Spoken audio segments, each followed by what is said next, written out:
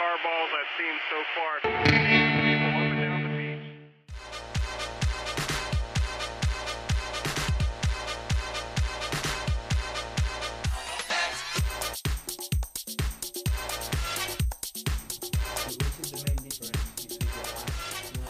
So I think I'm just better prepared for this tour. The last one was really fun, and it was great to get to play the songs, but I was still definitely like figuring things out.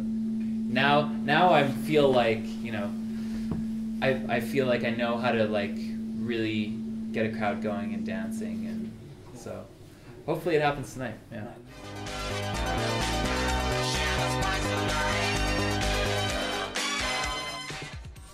It's really cool because there are definitely similarities between all of these artists, but at the same time, like I'm saying, I can tell the difference between a Blackbird song and a Giraffe song, or an XXYYXX song and a Slow Magic song. You know, there's definitely similarities that sort of tie it all together, but everyone's really unique. So, and in terms of my own, what I contribute, I don't know, I am probably the only one of those dudes that like doesn't live in a very big city. I live like 45 minutes outside of Vancouver, and it's really quiet, and I think that comes through. I think where someone like Giraffe is maybe more hip hop influenced, or Mikey is more psychedelic pop influenced. I definitely take a lot of like post rock and ambient influences when it comes to my records. Yeah.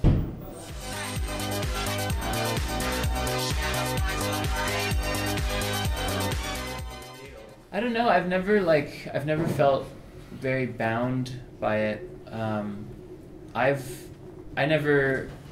I don't feel like it's something that affects the way that I make music. If it's the label that gets put on it, then I'm like, okay, that's cool. But I definitely don't identify myself as like I am specifically a chillwave artist.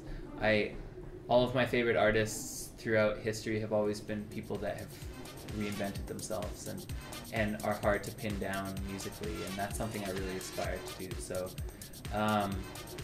it's sort of a funny thing. I know that a lot of people don't like to be boxed in or sort of categorized in certain ways, but I understand it's a part of music. It's a part of. I'm an organizational nerd when it comes to my music too, and my vinyls in different genres, you know, and so it is what it is. And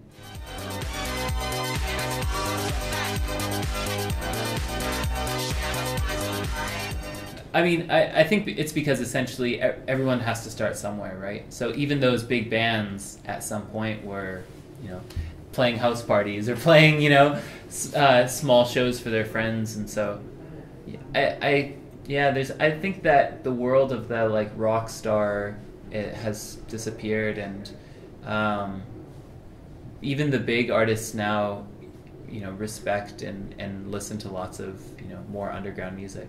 Like I just saw, it was just a GIF that I saw on Tumblr. I don't know, it must have been from an interview or something, but Lorde was holding up a picture of the Magical Clouds record, yeah, which was really crazy because, yeah, Magical Clouds is a very, like, that, yeah, but that record's so beautiful, and it would make sense that, you know, even people that have a lot of success are still digging and listening to music that's really good. So yeah, it's cool. I mean, I like it when the playing field sort of gets evened, you know, because it means more success for smaller bands, and yeah, everyone gets to share in the wealth and in the success that is available.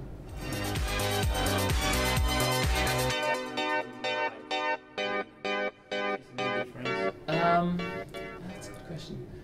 I think when I'm recording it, the intention is definitely much more of almost like a solo experience.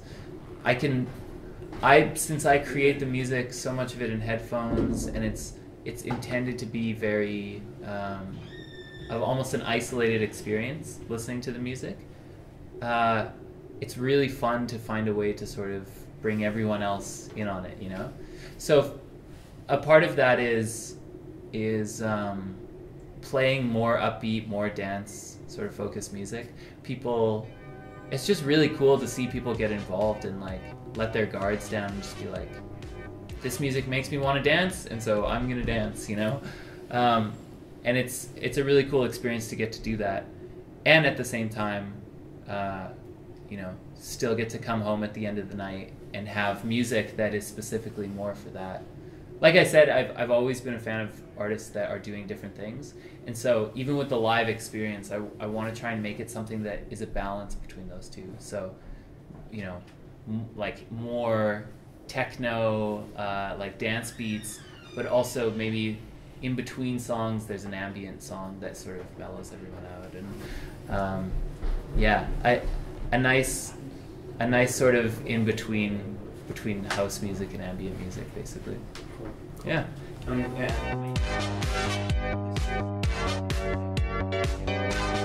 to change it, they don't care about it. Totally. I think a big part of that is the fact that, well, for one, we have access to so many different types of music now that you can be influenced by something.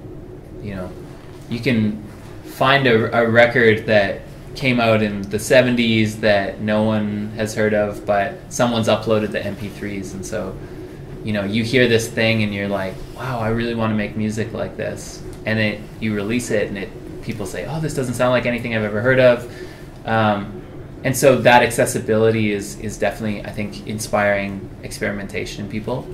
At the same time, I think we also we live in a time where if you have any sort of skills or knowledge in using computers, and you're also a creative person, you can create anything.